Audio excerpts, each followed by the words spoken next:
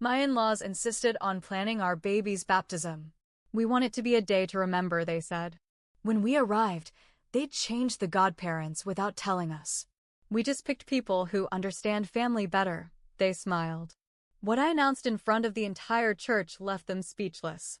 My husband, Mike, and I welcomed our daughter, Lily, into the world a few months ago. We were overjoyed and wanted to celebrate her baptism with close family and friends. Mike's parents, especially his mother, Diane, were ecstatic. Diane insisted on planning the baptism, claiming she wanted it to be a day to remember. I was hesitant, but Mike assured me that his mother meant well. Reluctantly, I agreed to let her handle the arrangements. We chose St. Mary's Church, a beautiful old cathedral in downtown Chicago. Diane took charge of the invitations, decorations, and even the selection of godparents.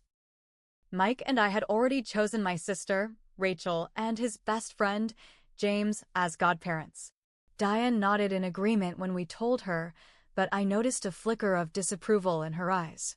The day of the baptism arrived. The church was adorned with white lilies and soft candlelight. Family and friends filled the pews, their faces glowing with anticipation. As the ceremony began, I felt a sense of peace wash over me. But that peace was short-lived. When the priest called for the godparents to come forward, I was stunned to see Mike's cousin, Sarah, and his uncle, Tom, step up. I looked at Mike, who seemed just as confused as I was. Diane, sitting in the front row, smiled smugly. After the ceremony, I confronted her.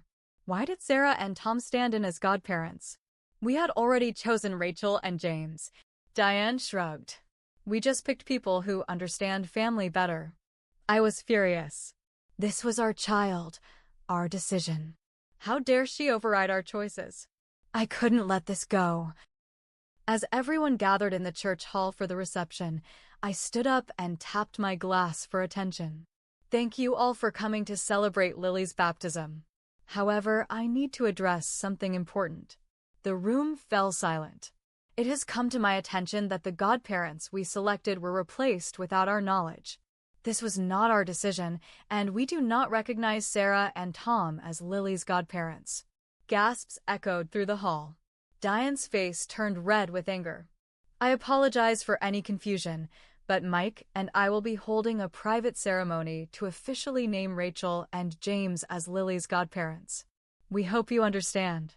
I sat down, my heart pounding. Mike squeezed my hand, his eyes filled with pride. The days following the baptism were tense. Diane called repeatedly, leaving voicemails filled with accusations and guilt trips. Mike stood by me, telling his mother that her actions were unacceptable. We decided to limit contact with Diane, setting firm boundaries to protect our family. It wasn't easy, but it was necessary. Rachel and James were touched by our dedication and stood by us through the ordeal. We held a small, intimate ceremony in our backyard, officially naming them as Lily's godparents. After the fallout from the baptism, things didn't just go back to normal. In fact, things got worse. Mike and I tried to move forward, but Diane wasn't done. She couldn't handle being challenged publicly, especially not by me. The woman who stole her son, in her words, not mine. A few days after the backyard ceremony, Diane dropped off a box of baby clothes on our front porch. No note. Just a box with expensive designer onesies, dresses, and even a tiny pair of gold baby earrings. It was a peace offering, but not a sincere one. I knew her. This wasn't for Lily. This was a message. When I told Mike we were returning it, he didn't even argue. He quietly taped the box shut and dropped it off at her place. She didn't say anything right away. But then the text started. I was trying to be generous. You're turning Lily against her own family. One day she'll know what you did. I won't let you poison her against me. I blocked her number. Mike did the same a few days later after she tried to guilt-trip him by bringing up his dead grandmother. About 2 weeks after the backyard godparent redo, I was home alone with Lily. It was a rainy Thursday afternoon. Mike was at work. I had just put Lily down for a nap when the doorbell rang. It was Diane. And she wasn't alone. Behind her stood Sarah and Tom, the two godparents she had swapped in without asking us. "What are you doing here?" I asked, not opening the screen door. "We came to see Lily," Diane said, trying to peek inside. "We need to talk." I told her no, that she needed to call first, that she wasn't welcome unannounced, especially not with backup. Then Sarah chimed in, arms crossed. "We're her godparents. You don't get to keep her from us." I almost laughed. "No, you're not. And yes, I do." Diane's face twisted. "You don't get to erase family. You can't just do everything your way." I shut the door, locked it. Then I stood there, heart racing, while they knocked for another few minutes before finally leaving. I didn't know the full extent of Diane's interference until we tried to register Lily for Sunday school a few weeks later. The church coordinator gave me a strange look and said, "You're Lily's mother." I nodded. She flipped through some papers, looked back at me, and said, "I have Diane listed as her primary guardian, and Tom and Sarah as her godparents." My heart dropped. I told her there had been a mistake. I gave her our correct paperwork and asked where the wrong info came from. She told me Diane had come by personally and updated Lily's baptismal records. She said Diane claimed we were young and overwhelmed and had asked her to take care of the details. I was speechless. I went home, furious. I told Mike everything. He turned pale. He called his mom. She picked up on the first ring, sweet as ever. But the second he asked about the church records, she got defensive. They needed proper documentation. "You two weren't handling it." I just stepped in. "You lied," Mike snapped. "You told them you were the guardian." "That's illegal, Mom." She didn't deny it. Then she said something that made my skin crawl. "Well, maybe I should be her guardian." That's when I told Mike we needed to take things further. Diane had crossed into dangerous territory, and I wasn't going to let her get away with it. After Diane's little church stunt and that chilling phone call, Mike and I decided we had to get serious. We weren't just dealing with overbearing in-laws anymore. We were dealing with someone who had deliberately tried to override our parental rights. That's not just toxic, it's dangerous. So we got a lawyer. We found a local family attorney, Ms. Grant, who listened carefully while I explained everything. I told her about the surprise godparents, the church records, and the weird visit from Diane and her two godparent minions. She sat back and said, "You might be looking at an attempted custody interference case." I blinked. She's trying to steal our baby? Maybe not legally yet, but emotionally, she's laying the groundwork. Changing church records? Telling people she's the guardian? That's not normal grandmother behavior. Ms. Grant advised us to get everything in writing. We started documenting everything, the texts, the voicemails, even the incident at the church. We asked the priest for a copy of Lily's baptism certificate. Diane had filed it using her last name for Lily instead of ours. We almost threw up. She had literally changed Lily's last name on the church record to hers. That was our breaking point.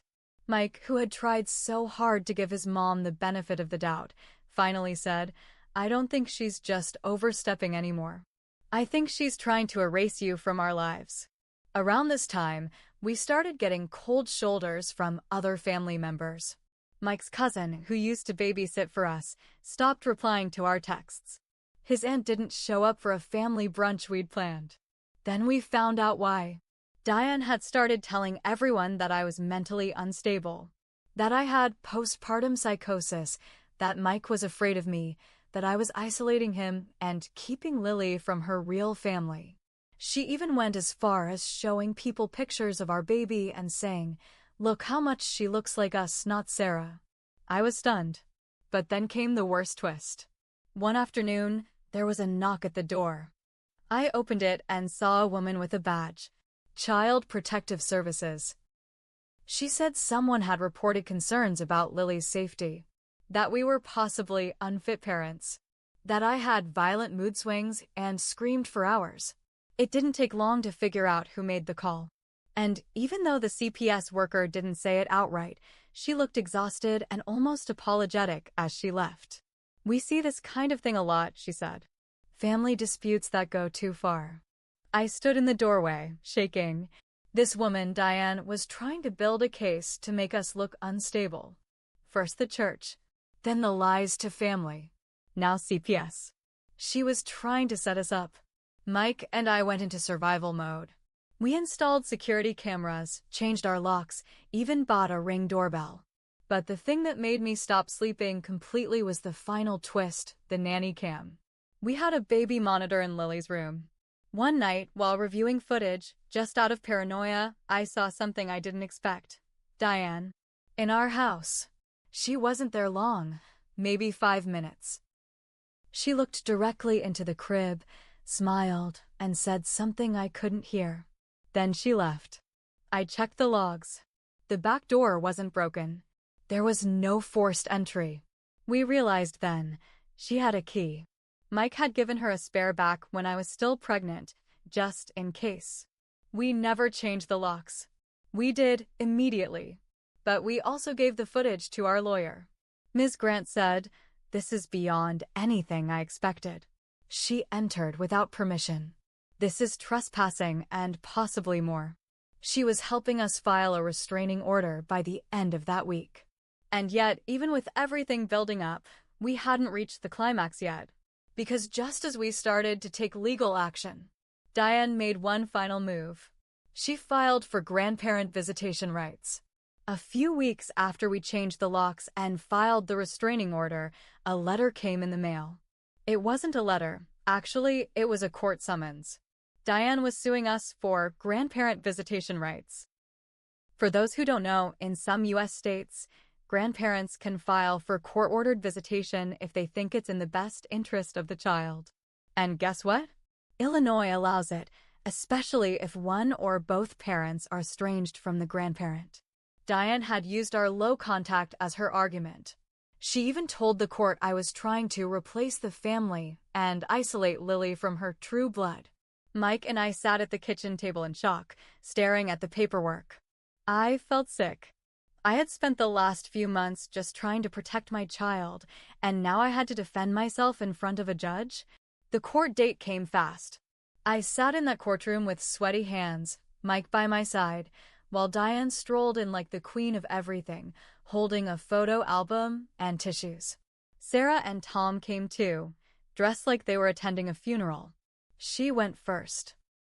She told the judge I was emotionally unstable, that Mike was afraid of me, and that I had completely cut her off from Lily out of spite. She cried, showed pictures of Lily she had stolen off my old Facebook page, and claimed that she had been Lily's primary emotional support since birth. Then it was our turn. Our lawyer calmly handed over a thick file.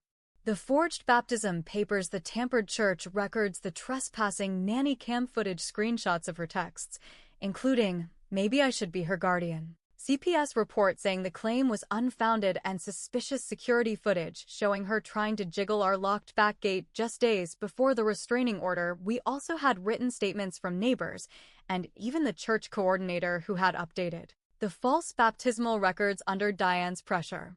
The judge sat there, silent, flipping through the pages for what felt like forever. Then he looked up and asked the one question that made the room go ice cold. "Mrs. Fletcher, did you enter their home without permission?" She blinked. "I was just checking on the baby." "Did you lie to CPS and tell them she was in danger?" "I was worried." The judge raised his hand. No further explanation needed. The judge dismissed her petition for grandparent visitation immediately. Not only that, he granted a full no-contact order for both Diane and Sarah and Tom. For 3 years. Violating it meant arrest. He also said something that stuck with me. This isn't a case about a grandmother being kept away. It's a case about a woman trying to take control of a child who isn't hers. Diane didn't cry this time. She didn't say a word. She just stood up and walked out, her head down, her so-called godparents trailing behind. After the hearing, Mike blocked the last remaining numbers tied to his mom's side of the family. Most of them had taken her side during all this, and frankly, we were done. Rachel and James, our real godparents, helped us throw a second birthday party for Lily. It was small, peaceful, happy, no drama. Now, here's the part where I admit my own mistake. I let it go on too long. I gave Diane too many chances. I told myself it was just how she is. I tried to play nice when she didn't deserve it. Mike did too. We thought if we didn't make waves, things would calm down. But some people treat kindness as weakness. They'll take a mile if you give them one step. We don't talk about Diane anymore. Lily won't remember her. And that's okay. Family isn't about blood. It's about who protects you, who respects you, who stands by you. I did one more thing. I mailed Diane a copy of the judge's ruling. I wrapped it in a copy of Lily's corrected baptism certificate, with Rachel and James listed in bold. And I included a note. This time, you won't be changing the names. I didn't sign it. I didn't have to.